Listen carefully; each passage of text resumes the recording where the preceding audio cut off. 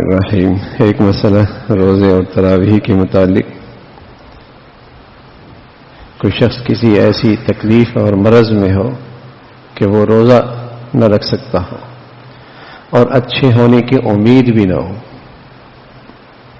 تو وہ ہر روزے کے بدلے میں فدیہ دے سکتا ہے۔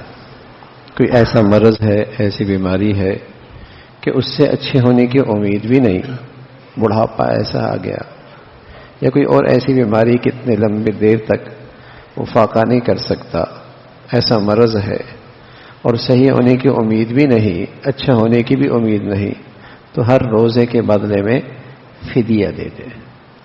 البتہ تراویح ضرور ادا کرے اگر وہ کر سکتا ہے، اس لیے کہ تراویح صرف اس کے لیے نہیں جو روزہ رکھے، اس لیے کہ رمضان کا ایک شعار جیسے روزہ ہے، ایسے ہی مسلمانوں میں رمضان کا ایک شعار تراویح بھی ہے۔ تراویح مستقل عبادت، کوئی کسی وجہ سے روزہ نہیں رکھ سکتا، تراویح ضرور ادا کرے۔ اگر اس میں کوئی رکاوٹ، بیماری حائل نہیں ہو رہی تو اس کا اہتمام کرے۔ لیکن کتنا افسوس ہے کہ بعض لوگ روزہ رکھتے ہیں اور رات کی اس عظیم عبادت سے محروم رہتے ہیں، جو مسلمانوں کا اور رمضان کا خاص شعار ہے، جہاں اللہ کے نبی نے روزے پہ مغفرت کے فیصلے فرمائے، اسی طرح رات کے اس قیام اور تراویح پر بھی آپ کی طرف سے اس بشارت کا پیغام ہے اس امت کو کہ وہ تراویح کا بھی اسی انداز سے اہتمام کرے۔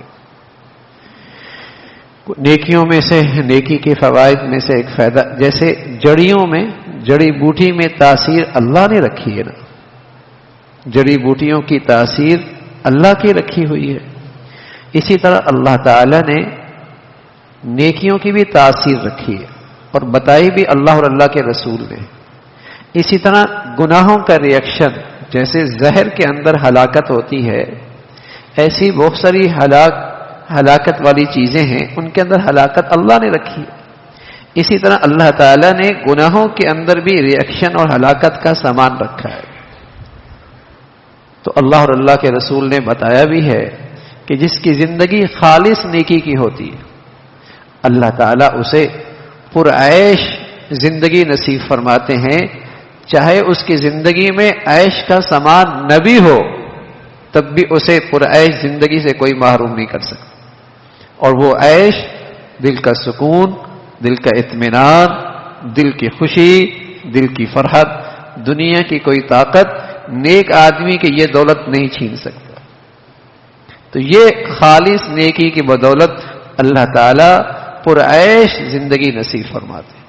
اور گناہوں کی نحوست اور گناہوں کا ریئیکشن یہ بتایا کہ اس شخص کے پاس عیش کا کتنا ہی سامان کیوں نہ ہو، لیکن یہ حقیقی عیش کی زندگی سے محروم رہتا ہے، دل کا سکون نہیں رہتا، اندر کا چین نہیں رہتا اور دل کا اطمینان اس کے پاس نہیں رہتا۔ یہ گناہوں کی ایک نحوست اس دنیا میں دیکھی جا سکتی۔ پیارے رسول صلی اللہ علیہ وسلم کے صحابی حضرت جابر، عن جابر رضی اللہ تعالی عنہ قال قال رسول اللہ صلی اللہ علیہ وسلم بین العبد و بین الکفر ترک الصلاۃ۔ حضرت جابر فرماتے ہیں رضی اللہ تعالی عنہ، پیارے رسول صلی اللہ علیہ وسلم نے فرمایا کہ بندے اور کفر کے درمیان فاصلہ صرف نماز چھوڑنا ہے۔ بندے اور کفر کے درمیان فاصلہ صرف نماز چھوڑنا ہے، اور جب اس نے نماز چھوڑ دی تو یہ فاصلہ ختم ہو گیا اور آدمی کفر کی سرحد پہ جا پہنچا، آدمی کفر کی سرحد پہ جا پہنچا۔ اس لیے مسلمانوں کے بچوں کو ماں باپ کی ذمہ داری تھی کہ 7 سال میں نماز کی عادت ڈالیں اور 10 سال کی عمر میں نہ پڑھنے پہ تنبیہ کریں، کہیں ایسا نہ ہو کہ بالغ ہو گئے اور نماز چھوڑ دی، کہیں وہ کفر کی سرحد پہ جانا پہنچے۔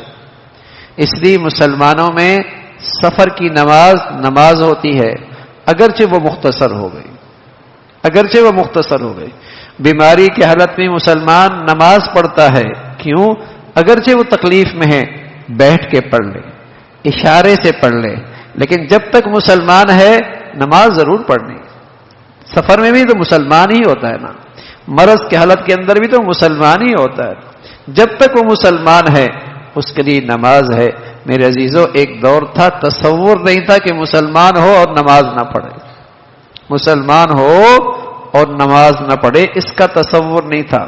اپنے بچوں کو ساتھ لائیں اور ان کو اپنے ساتھ کھڑا کریں، ان کے اندر نماز کی اہمیت، عظمت ڈالیں، ان کی طبیعتوں کے اندر نماز کی عادت پیدا کریں، اس لیے کہ اگر ان کی زندگی میں اسلام کا یہ بنیادی شعور ہی نہیں، نماز کا ایمان کی حقیقت سے ایسا گہرا تعلق ہے، اس کے نہ ہونے سے ایسا ہے جیسے جسم پورا ٹھیک ہے سر نہیں ہے، جسم پورا ٹھیک ہے سر نہیں ہے، بتائیے زندگی ہوگی؟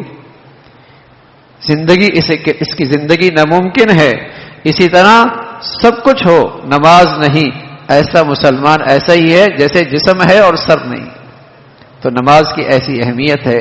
تو رمضان تربیت کا مہینہ ہے، اپنی بچیوں میں، گھر کے اندر اپنے بچوں میں ان کے اندر عادت ڈالیں کہ اللہ کرے اس رمضان کی برکت سے ان کی ایسی تربیت ہو جائے کہ وہ سوچ بھی نہ سکیں کہ مسلمان نماز چھوڑتا ہے، مسلمانوں کے بچے نماز چھوڑتے، مسلمانوں کی بچیاں نماز چھوڑ دیں۔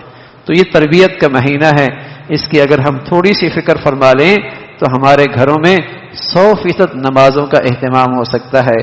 اللہ تعالی ہمیں توفیق نصیب فرمائے۔ اللہم لک الحمد کلہ ولک الشکر کلہ۔